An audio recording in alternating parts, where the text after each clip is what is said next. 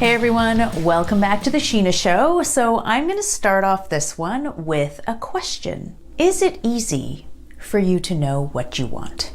It seems like a simple question, but it's actually one that's kind of been haunting me for most of my life. And I've heard from so many of you that you kind of have the same struggles. So in this episode, I'm going to do 4 things. Introduce the concept of the want muscle, tell you how do you know if you might have a weak want muscle, 3, what happens when you have a weak want muscle, and finally 4, how you can strengthen that want muscle if you want. So, okay, let's dive in. What the heck is a want muscle?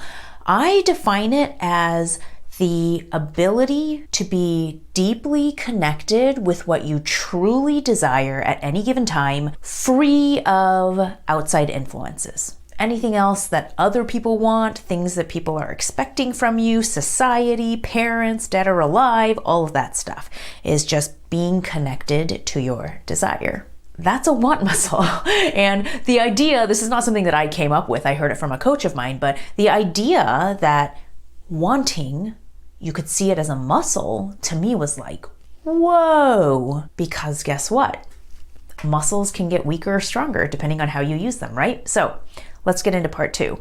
How do you know if you have a weak want muscle? Do you easily know what you want? Do you, say for example, going somewhere with a crowd of people, is it easy for you to know exactly where you want to go? Or are you more of a like, I kind of have an idea, but I'm just gonna go along with the rest of the crowd kind of person?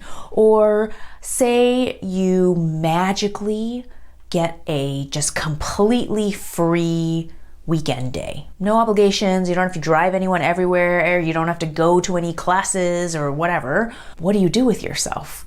Do you find yourself full of happiness and joy and just like, I know exactly what I'm gonna do? Or do you feel a little bit lost?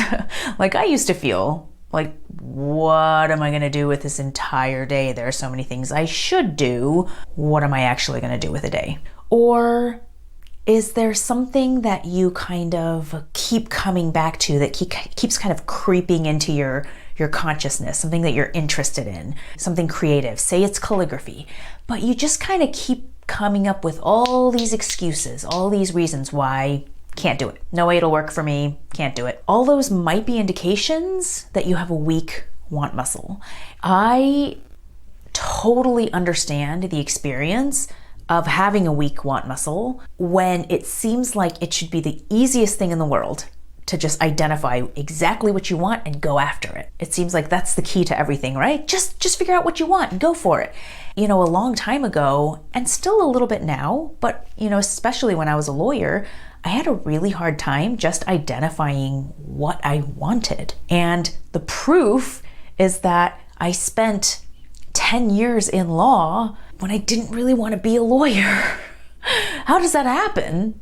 10 years. Just keep going on this path that I knew deep down that I didn't really want. Even before actually being a lawyer, the decision to apply to law school and take that path, even there, it was really hard for me to identify what I actually wanted to do with my life. I kind of knew it wasn't law, but I didn't know what else it would be, and I didn't know how to go about identifying that. So down I went on the path of law. And 12 years later, I finally got out. It's more common than you think, or than I realized, and it seems like something that should be really simple, but if you think about it, there's really good reasons for a lot of us having weak want muscles. My personal experience was that I grew up doing everything for other people. I grew up wanting to be a good girl and a good student. And that meant doing a lot of things that I didn't want to do and ignoring a lot of things that I did want to do. For example, when I was an 8-year-old, I wanted to just go play outside with the neighbors and my sister and just, run around and play as long as possible.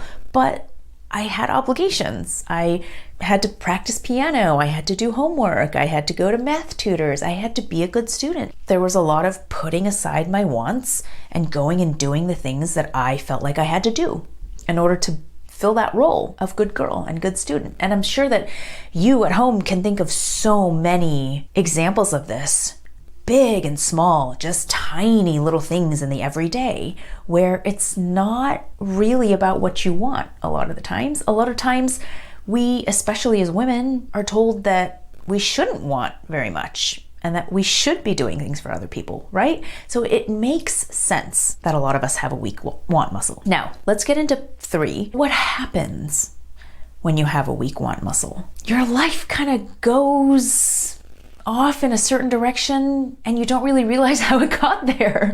At least that was my experience. Not really knowing my true desires and how to go after them, I just kind of went along with what life had to offer. That was applying to law school. And then once I got into law school, it was taking the easiest path and going to a big corporate law firm. Once I was in that law firm, it was just kind of advancing up the ranks and doing what was expected out of good junior associates. It was just following the path without really thinking about it and questioning, was it really what I wanted? Another way that this can show up is if you have a weak want muscle, is that desires of yours can show up. Like, I really want to go after something I'm curious, this catches my eye, and you immediately just start thinking of all the buts and reasons why you can't do it. Say it's calligraphy. Oh my God, calligraphy, I see it on Instagram and it calls to me and I really want to learn it and I think it'd be so cool, but I'm not artistic enough, I'm not talented enough, it seems hard, I can't figure out all the tools, it seems expensive, I'm sure only people with good handwriting can do it, I'm left-handed, there's so many reasons, right? And those are just kind of blocks to your true desire and want. And it just kind of happens naturally. And I see it in so many people and I saw it in myself so much. That all sounds horrible, right? And I'm sure now you're like, great, Shinah, I'm pretty sure I have a weak want muscle. What can I do about it? So the great news is it's a muscle. You can strengthen it. And the first step is just realizing that it is something that maybe you're weak at that you can get better at. That's cool. That's way more empowering than thinking, oh, I'm just this type of person and I'll never get beyond it. So if you get into the mindset, first of all, that, okay, this is a muscle, I can strengthen it, let's strengthen it. And here's some concrete tips for how to do that. First, it might just be easier to identify what you don't want. Sometimes that feels a lot easier than going straight into what I do want. So if you're going to do this exercise and sit down and go, okay, what do I want? And here's another tip, start small. It can be you wake up on a Saturday morning and you're having your coffee and you ask yourself, what's the first thing I want to do today? Small, right? Doesn't have to be a major life-changing anything. But even with that, maybe it's easier for you to start with what you don't want. So maybe make a list. Okay, I don't want to clean anything. I don't want to have a lot of noise. I don't want to exercise. I don't, all the don'ts. And then, third tip, the practice is really in truly listening to yourself. So getting just still and listening and really giving yourself a chance to listen to yourself. Maybe, if it doesn't come in the first 5-10 seconds, that's okay. Just give it a little bit. And eventually you might get a little just hit. It might feel like curiosity. That's a really good place to start and go off in that direction. It might just be like, I wonder about this, or, I wonder if my favorite artist has come out with a new song. I wonder what color this marker makes on this paper. It can be a really tiny little hit, or it can just be an urge to move your body. It can be something really small like that. But if you get still enough and give time for that desire to actually come up, and then really pay attention to those little small hits, that's a beautiful start. That can lead you to like, okay, maybe I'll do a little bit of something. And then there you go.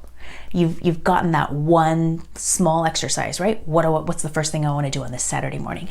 And then from there, it can build and build and build. That's the idea behind exercise, right? You don't start right away lifting like a 300-pound dumbbell or whatever. You start small and you practice it and you work your way up. And it can be fun. And once you do this, it's strengthening that and then also realizing where the outside influences are coming in. outside expectations, what your kids want, what will make them happy, what will be most convenient, even if that's what you really don't want.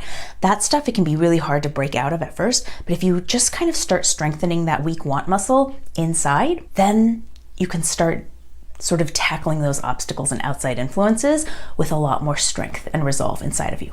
I know that was a lot of information. I hope that it's been helpful. I know for me it really kind of broke my mind open to think, wow, it totally makes sense that sometimes I don't know what I want. Sometimes it takes me a while to identify that. That's okay. It's totally okay.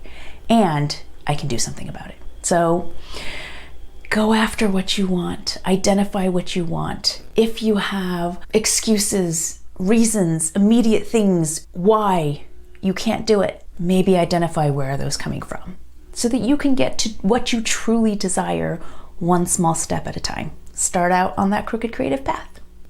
All right. Thanks everyone for tuning in. I'll see you next time. Hey, if you're interested in calligraphy, I have a free resource I really want to share with you. Calligraphy completely changed my life, and if you've ever been interested in learning it, it could totally change yours too. I know that sounds like an exaggeration, but I've seen it happen for so many of my students. So if you're interested in learning calligraphy and you'd like to learn it with me, because you like my style and you like the Shinah show, I really want you to check out my free Introduction to Calligraphy workshop. It's absolutely free.